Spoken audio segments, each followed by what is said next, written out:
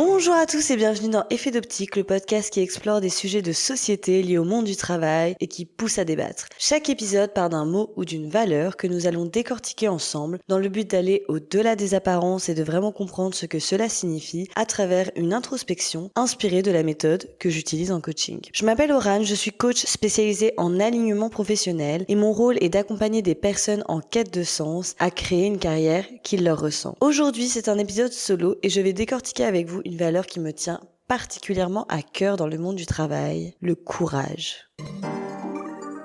Le courage est souvent associé à la force, à la capacité de surmonter les épreuves sans fléchir. On pense à ceux qui accomplissent des actions spectaculaires, des leaders ou des aventuriers par exemple, mais dans notre société, cette vision du courage peut être culpabilisante. Nous sommes conditionnés dès le plus jeune âge à être forts, à ne pas montrer nos faiblesses, à masquer nos émotions pour paraître inébranlable. Cette pression nous pousse souvent à ignorer nos besoins, à refouler nos émotions, au nom de l'idée qu'être courageux signifie toujours agir avec dureté. Pourtant, le courage, c'est avant tout être authentique, c'est oser se montrer tel que l'on est, même dans nos vulnérabilités les plus profondes. Oser exprimer nos émotions, dire ce que l'on ressent, demander de l'aide ou encore simplement accepter nos faiblesses. C'est peut-être là que réside le véritable courage. Alors qu'est-ce que cela veut dire être courageux ? Pourquoi dans un monde du travail qui valorise la dureté, oser être soi-même devient-il un acte de courage aussi puissant que nécessaire ? Alors comment cultiver le courage dans sa carrière et dans sa vie ? Comment apprendre à s'écouter, à dépasser ses peurs et à prendre des décisions qui nous rapprochent de ce qui nous fait vraiment vibrer. Dans cet épisode, nous explorons ensemble le rôle du courage dans un monde où oser peut tout changer.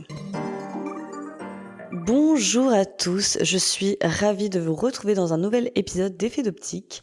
J'espère que vous allez bien, aussi bien que moi. Moi ça va très bien, je suis très contente de vous retrouver. Tout aujourd'hui pour ce sujet qui me tient quand même à cœur. Aujourd'hui on va parler donc du courage. Pourquoi j'ai choisi cette valeur aujourd'hui ? Pourquoi j'ai choisi de l'exploiter au sein même de cet épisode ? En fait récemment j'ai eu une conversation avec quelqu'un qui m'a dit « Waouh, qu'est-ce que t'es courageuse !»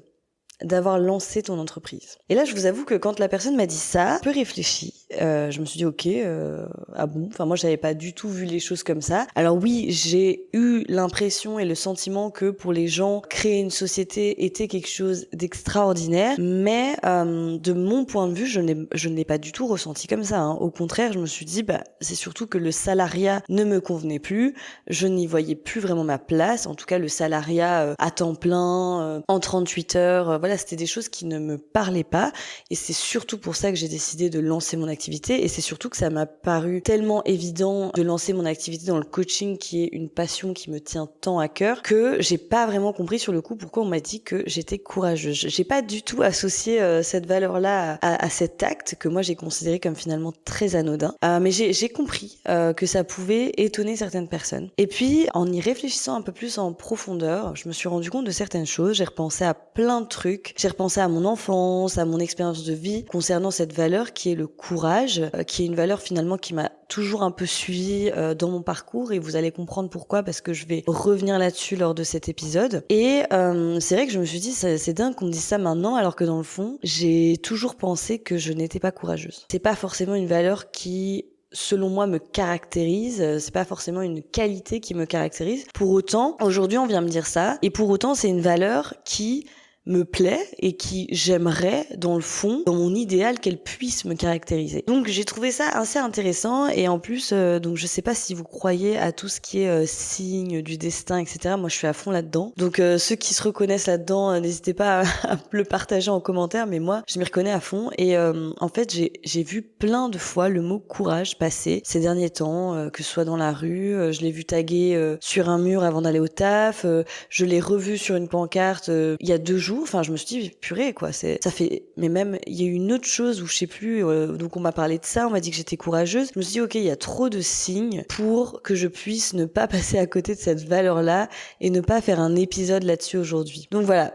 Ceux qui croient un peu à tous ces trucs-là, force à vous. N'hésitez pas à me le faire savoir en commentaire. Et c'est pour ça aussi que j'avais envie de faire ce podcast là-dessus. J'ai toujours admiré les personnes qui sont courageuses, les personnes qui sont des personnes fortes, hein, même les femmes fortes, les femmes courageuses. J'ai toujours admiré ces personnes-là. Et du coup, je me suis dit, voilà, c'est intéressant de l'explorer. En plus, effectivement, j'ai grandi avec les injonctions de la société qui m'ont dit, bah voilà, en tant que femme, il faut que tu sois forte, il faut que voilà, tu te construises dans un milieu d'hommes. Grandi en fait avec ces injonctions, ma vie en fait. Donc je me suis dit, bah ouais, cette valeur, elle est quand même intéressante dans ma vie, elle me caractérise quand même assez maintenant, et c'est surtout qu'elle m'a suivie indirectement, inconsciemment dans ma vie sans que je m'en rende compte. D'ailleurs, petite anecdote, pour faire un petit aparté, mon logo de ma société, c'est un tigre. En fait, je sais pas si vous avez déjà vu une personne qui sort en tête de tigre. C'est la signification, c'est que je voulais mettre en avant un animal qui représentait ce qui était pour moi l'image du courage et de la force. Donc c'était un petit peu pour représenter la force intérieure qu'on a en nous. Donc voilà, autant vous dire que ça parle avec le sujet, c'est complètement le sujet. Voilà, ce truc est tellement ancré dans ma vie que j'ai même un tigre tatoué dans le dos, une grosse tête de tigre ici. Donc ouais, non, je me suis dit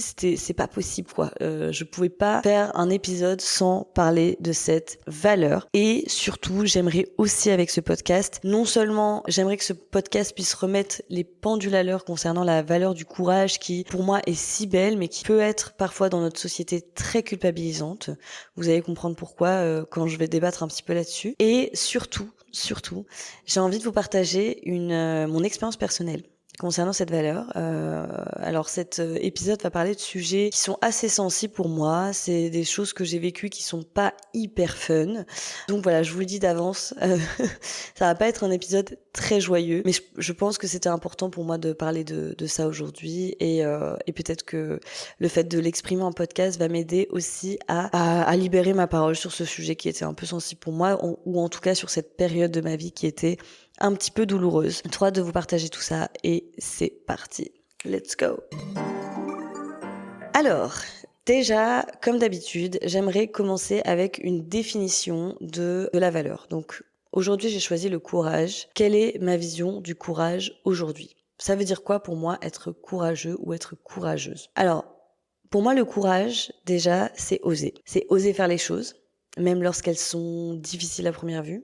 C'est oser dire non, par exemple, à un collègue qui nous demande de travailler alors qu'on est en congé maladie, par exemple. C'est oser dire oui à une opportunité qui nous semble intéressante, oser créer, oser exprimer ses pensées, oser exprimer ses besoins, oser exprimer ses émotions. Pour moi, le courage n'est pas, ou en tout cas n'est plus dans ma vision, une question de force, comme je pouvais le ressentir auparavant. Mais pour moi, le courage aujourd'hui, c'est une question d'alignement. Et c'est pour ça d'ailleurs que ça résonne très bien avec mon activité aujourd'hui sur l'alignement professionnel, parce que je suis convaincue qu'en étant alignée avec ce que l'on fait, en étant aligné dans sa vie, avec nos choix, avec ce qu'on dit, on est déjà courageux pour moi. Pour moi, le courage, c'est déjà ça. Lorsqu'on décide évidemment d'exprimer ses émotions, ses besoins, on est déjà courageux. Lorsqu'on pleure, lorsqu'on avoue nos sentiments à quelqu'un, lorsqu'on est vulnérable finalement, on est courageux. Le courage, c'est juste, selon mon spectre, une question d'audace. Révéler au monde qui l'on est vraiment, pour moi, ça, c'est une forme de courage. Donc voilà, ça c'était un petit peu pour vous donner ma définition du courage, qui je trouve est beaucoup moins culpabilisante que ce que je pensais avant. Pour vous expliquer un petit peu en quoi cette valeur a été un moteur pour moi dans ma vie, et pourquoi elle m'a permis finalement de faire tout ce que je fais aujourd'hui, où les gens pourraient se dire purée elle est courageuse, et pourquoi je me suis fait tatouer un tic dans le dos ou ce genre de choses. Je vais vous raconter un petit peu ma vie. Donc cette valeur a toujours été un moteur pour moi. On m'a dit sois courageuse parce que t'es une femme, tu vas devoir te battre pour vivre dans un monde entre guillemets difficile. On m'a toujours dit indirectement ou on m'a toujours fait comprendre du moins que la vie était dure, et que il fallait être forte, quoi qu'il puisse arriver, peu importe les épreuves. Ne montre pas tes faiblesses, ne montre pas que tu as peur. Toute ma vie, j'ai grandi avec ces injonctions de part et d'autre, que ce soit de ma famille, mais indirectement une fois de plus, que ce soit de ma famille, que ce soit à l'école, que ce soit de mes amis. On a tous reçu ce genre d'injonction dans notre vie, et personnellement, ça m'a vraiment conditionnée. Dès lors, j'ai toujours été très autonome. J'ai toujours été autonome, débrouillarde. Quand je dis débrouillarde, bon, je parle plutôt d'autonomie parce que au début, j'étais pas si débrouillarde que ça. Mais j'ai toujours été quelqu'un de très indépendante. Quand j'étais petite, par exemple, je jouais toute seule dans le jardin pendant des heures. J'avais même pas besoin de quelqu'un pour m'amuser. Hein. Vraiment, j'étais toute seule. Quand je rentrais à la maison des cours en grandissant, je faisais mes devoirs. Personne me le demandait. J'étais là sur ma table de salon à faire les devoirs. J'ai toujours fait plein de trucs toute seule. Par exemple, j'ai passé mon baccalauréat toute seule parce qu'à l'époque mes parents étaient en séparation, donc vraiment je me suis débrouillée. J'ai passé mes concours pour entrer dans les écoles de commerce. Pareil, j'ai tout fait toute seule. En fait, j'ai toujours grandi avec cette idée que de toute façon il fallait que je fasse tout toute seule. Voilà, c'était comme ça. C'était comme ça, donc j'ai commencé à faire plein de choses toute seule. J'ai commencé à déménager dans une ville toute seule, puis une autre ville toute seule. Enfin, vraiment, c'est des choses qui m'ont pas forcément dérangée. Au contraire, aujourd'hui même encore, je suis quelqu'un qui adore être seule, adore être indépendante. J'ai créé ma société toute seule, sans l'aide de absolument personne. Et d'ailleurs, ça devient un problème parce que du coup, j'ai vraiment une peur bleue de demander de l'aide aux gens. C'est vraiment un truc de fou. Je préférais me débrouiller toute seule et ne pas trouver la réponse mais la chercher pendant 48 heures d'affilée plutôt que d'envoyer un message à quelqu'un et de dire ok, est-ce que tu peux m'aider. Donc ça, c'est vraiment un truc qui m'a conditionnée pendant toute ma vie en fait, de me dire ok, sois forte, débrouille-toi et donc sois courageuse d'une certaine manière. En grandissant, j'étais aussi la petite sœur qui, par exemple, ne pleurait jamais, qui ne montrait jamais ses émotions, qui montrait jamais ses faiblesses. Donc forcément, les gens comptaient sur moi indirectement, pas pour faire les choses, pas pour rendre des services, mais plus pour s'exprimer, pour exprimer leurs émotions. Vu que moi je les exprimais pas et que j'étais un peu un roc comme ça, très très stable sur mes appuis, les gens se sont dit écoute, Aurane elle est comme ça, c'est un roc. Moi j'ai besoin de me confier à elle. Donc depuis toujours, en fait, quasiment toujours, les gens se sont confiés naturellement à moi pour des choses, que ce soit ma sœur, que ce soit mes amis, que ce soit ma famille. Enfin, il y a énormément de gens qui se sont confiés à moi et tout le monde se reposait en fait sur moi pour exprimer ses émotions puisque moi je ne le faisais pas. Et même lorsque les événements étaient graves, par exemple, je sais qu'on a vécu des choses pas faciles dans la famille, mais moi j'étais la première à ne pas pleurer. Enfin vraiment, tout le monde était halluciné. Les gens pensaient que j'étais sans cœur. Mais Aurane, comment ça se fait que tu pleures pas? Enfin, on parle quand même de choses assez graves. C'est des choses, t'es censé pleurer quand même, t'es censé verser une larme, t'es censé montrer tes émotions à ce moment-là. Enfin, c'est un truc de fou. Pourquoi tu ne pleures pas? Et je sais qu'on me l'a beaucoup reproché, ce que je peux comprendre. Hein, ça paraît complètement ahurissant que quelqu'un soit là, passif. Ça n'a aucun sens. Et donc, du coup, j'étais toujours la fille calme, qui n'exprimait pas mes émotions, et je me reposais en fait uniquement sur moi-même. Je me disais, de toute façon, ça sert à rien de les montrer. Moi, je dois être quelqu'un de courageux, je dois être forte. Et pour moi, en fait, si je montrais mes émotions, mais dans tous les cas, c'était une forme de faiblesse. Et j'associe beaucoup la force et le courage, parce que pour moi, c'est deux valeurs qui sont, ou en tout cas qui étaient à l'époque intimement liées. Et donc j'étais persuadée qu'en fait il fallait, pour être courageuse et pour être forte, il fallait que je garde tout en moi. Mais quand je dis tout, c'est tout. Enfin vraiment, j'étais que je ne voulais pas affronter ces épreuves-là, je ne voulais pas affronter mes émotions et j'avais une peur bleue de tout ça et donc je me recroquevillais sur moi-même et pour moi c'était ça ma manière d'être courageuse en fait finalement. Et donc j'étais fière de dire que je faisais tout toute seule, que j'étais une femme courageuse, indépendante, etc. J'étais fière et en même temps j'étais contente de ce rôle-là aussi parce qu'en fait j'étais la bonne copine, celle vers qui tout le monde va aller quand il a des problèmes. Moi en fait ce rôle-là me convenait très bien. Moi j'avais envie d'être vue comme une femme forte ou une jeune femme forte. Donc à l'époque j'étais très contente de ce rôle-là et je pense que je l'ai aussi cultivé beaucoup. Ce rôle-là, ça me plaisait bien et j'étais clairement dans ma zone de confort quand j'étais dans ce rôle-là. Et puis de toute façon, tout le monde disait Aurane elle est toujours debout, c'est une femme forte. Donc il lui arrivera jamais rien. Jusqu'au jour où, évidemment, vous vous en doutez bien, cette histoire a une chute. À force d'être forte, en tout cas ce que je pensais être forte à l'époque, à force de ne pas montrer mes émotions, à force de vouloir être courageuse, à force de vouloir être cette personne forte sur ses appuis, un jour, je suis tombée en dépression. Et c'est là que je vous ai dit que c'était un moment qui va pas forcément être très facile pour moi. J'avais 21 ans.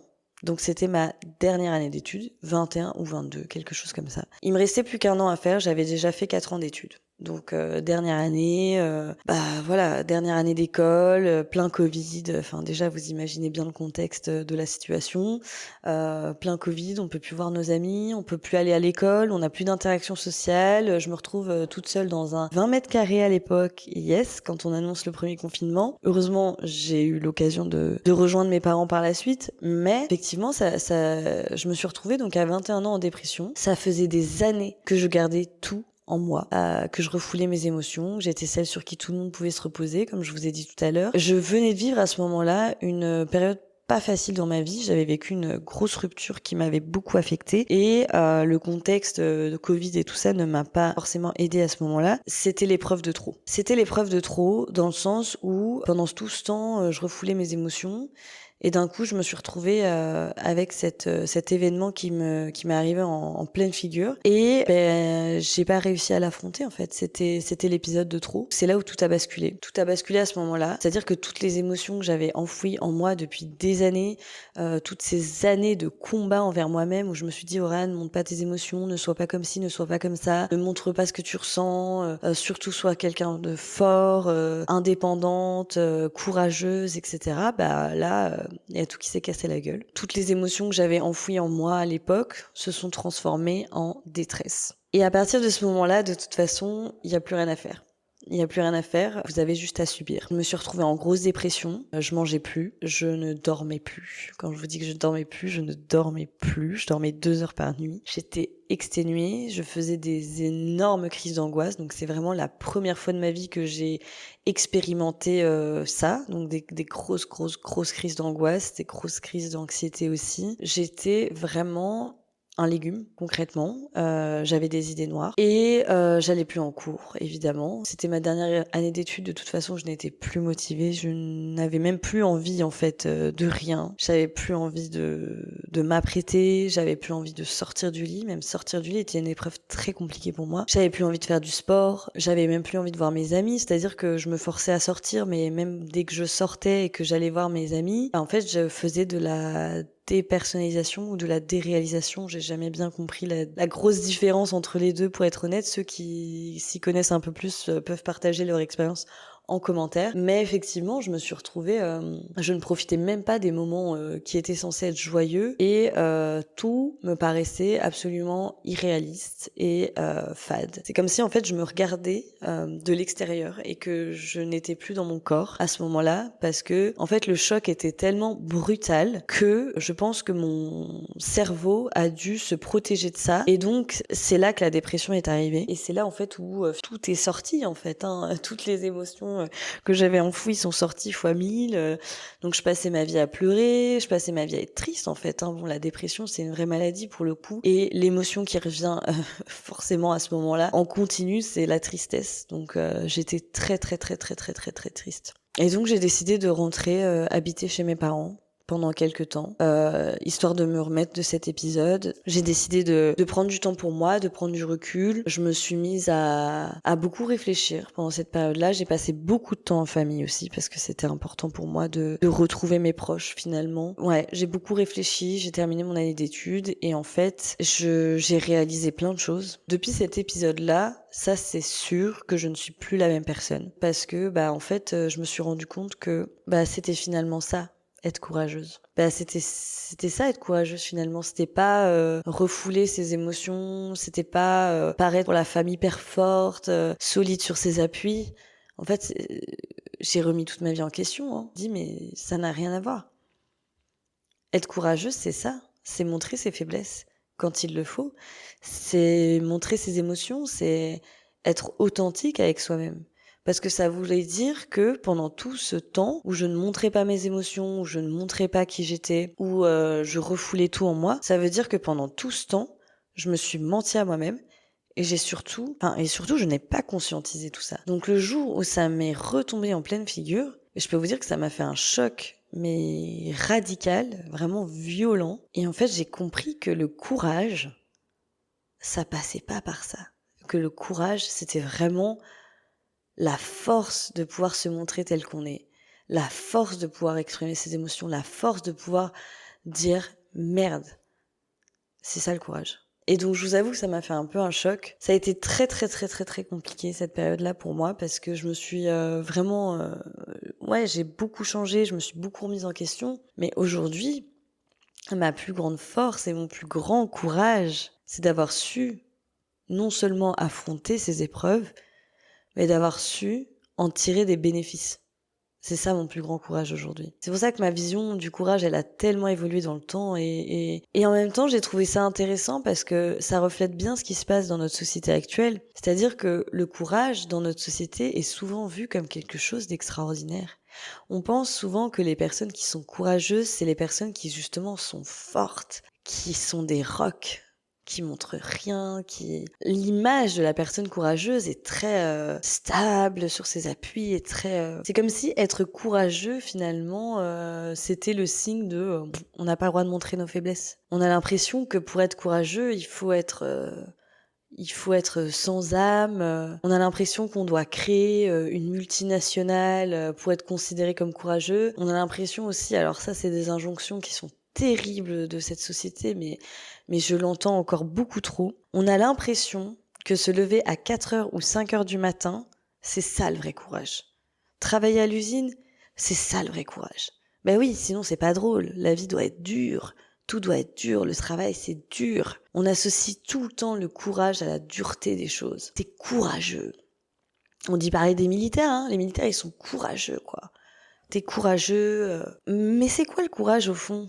Est-ce que c'est vraiment ça ? Est-ce que c'est vraiment la dureté des choses ? Est-ce que c'est vraiment... Alors je suis d'accord avec l'idée de se dépasser, hein. C'est ça, hein, une forme de courage pourrait être associée au dépassement de soi, ok, soit. Mais être vrai avec soi-même, être vrai au travail, savoir dire non, savoir dire oui quand il faut, savoir saisir des opportunités, savoir lancer son activité, mais pas que. Enfin, il y a pas que ça. Exprimer un besoin, c'est déjà être courageux. Exprimer ses émotions, c'est déjà être courageux. Dire à quelqu'un je t'aime, c'est déjà être courageux. C'est un immense courage.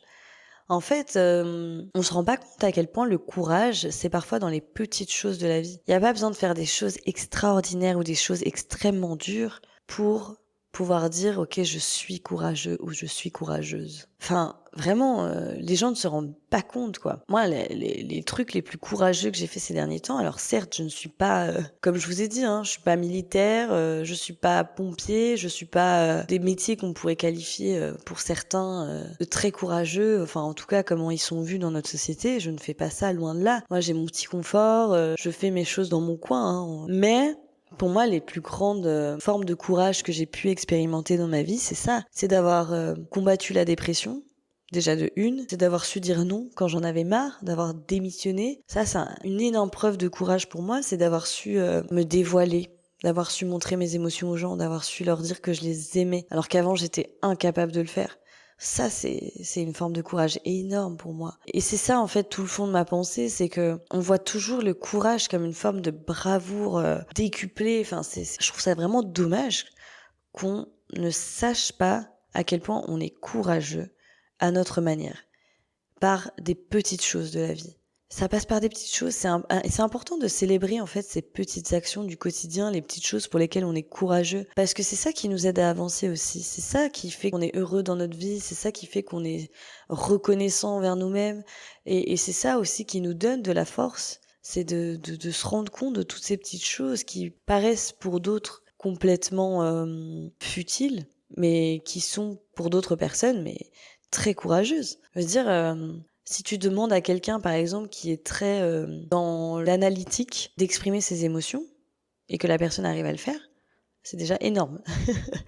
Si tu demandes à quelqu'un, pas moi, qui sait pas dessiner, qui sait pas dessiner, en tout cas qui n'a pas appris à le faire et qui n'a pas les compétences aujourd'hui, actuellement pour le faire, tu lui demandes de dessiner et que cette personne essaye et qu'elle te sort un dessin de ouf, bah c'est hyper courageux parce que la personne aura essayé. Enfin, tu vois, il y a pas de grand courage, de grande bravoure. Le courage, c'est juste être authentique avec soi-même et être en accord avec ses choix et avec ses actes. Voilà. Pour moi, c'est ça le courage.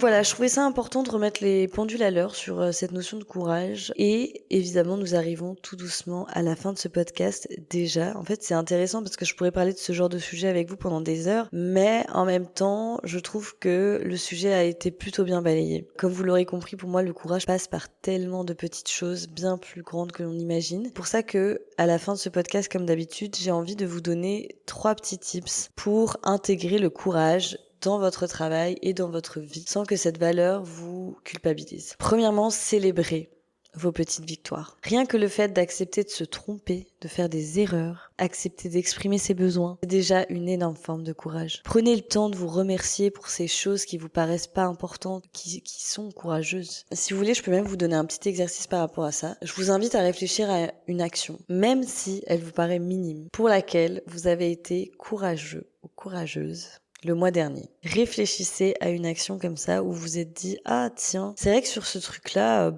j'avais pas eu l'impression d'être courageux ou courageuse, mais c'est vrai que c'est quand même un acte de courage d'avoir fait ça. » Pensez juste à une action. Deuxièmement, restez authentique et aligné avec vous-même. Exprimez vos émotions, exprimez vos besoins. Ne vous enfermez pas dans un schéma de mensonge à vous-même et ne restez pas avec des non-dits. Exprimez-vous, communiquez vos émotions, exprimez vos besoins. Vous verrez que c'est déjà une grande forme de courage. Troisièmement, sortez de votre zone de confort. Je sais que je l'ai déjà dit dans des épisodes passés, mais c'est hyper important de pas à pas, d'essayer d'oser faire des choses que vous n'avez jamais faites avant. Ça peut être des choses minimes, par exemple apprendre à dire non au travail, saisir une opportunité professionnelle où vous hésitez un peu, je sais pas, ça peut être aller au sport, tester un truc que vous avez jamais testé finalement auparavant. Ce genre de petites actions vont vous aider à sortir de votre zone de confort. Et pas à pas, vous allez réussir à oser faire des choses, cultiver votre audace en fait pour vous permettre de vous ouvrir des portes. Et voilà, c'est la fin de cet épisode. J'espère que ça vous aura plu. Moi, c'est un épisode qui m'a beaucoup émue. Mais, comme vous avez pu le voir, j'ai toujours ce truc de pas montrer mes émotions et c'est terrible parce qu'en fait, je me suis dit, purée, ça m'a émue, mais j'ai pas réussi à verser une larme. Et ça, c'est toujours un problème, c'est que c'est un exercice que je fais encore régulièrement, c'est d'essayer de montrer mes émotions le plus possible, enfin, en tout cas, de les exprimer quand j'en ressens le besoin. Et là, je l'avais et j'ai pas réussi à l'exprimer, donc vous pourrez me dire, mince, j'ai pas été courageuse à la fin de cet épisode. Mais quand même, je pense que le plus grand courage, ça a été finalement de l'exprimer. Même si j'ai pas forcément exprimé mes émotions avec vous aujourd'hui, c'était hyper courageux de ma part, je trouve, de pouvoir vous exprimer ça dans un podcast, de pouvoir vous raconter cet épisode de ma vie qui était vraiment pas facile. J'espère que cet épisode vous aura plu autant que moi. N'hésitez pas à mettre 5 étoiles sur Spotify et Apple Podcast. Partagez aussi vos expériences en commentaire, notamment si vous avez des expériences similaires avec le courage. N'hésitez pas à me partager aussi l'action pour laquelle vous vous êtes senti courageux ou courageuse le mois dernier. Vous pouvez me partager ça par mail. Toutes les informations sont en description du podcast. Et oui, et dernière question pour la fin, n'hésitez pas à me dire non plus qu'est-ce que le courage pour vous, qu'est-ce que ça représente dans votre vie et surtout, de quoi auriez-vous besoin pour vous sentir courageuse ou courageuse. Je vous remercie de m'avoir écouté. Nous, on se retrouve mardi prochain pour un nouvel épisode d'Effet d'Optique.